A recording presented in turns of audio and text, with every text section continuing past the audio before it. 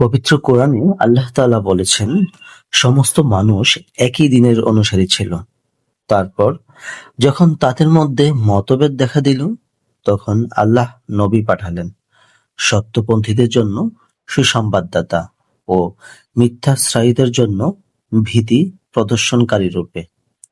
আর তাদের জন্য সত্য সম্বলিত কিতাব নাজিল করলেন, যাতে তা মানুষের মধ্যে সেই সব বিষয়ে মীমাংসা করে দেয় যা নিয়ে তাদের মধ্যে মতভেদ ছিল।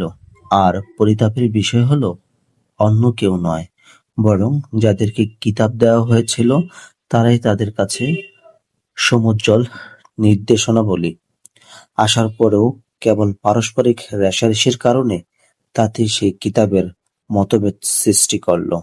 অতঃপর যারা ঈমান এনেছে, আল্লাহ তাদেরকে তারা যে বিষয়ে মতভেদ করত সে বিষয়ে নিজ ইচ্ছায় সঠিক পথে পৌঁছে দেন।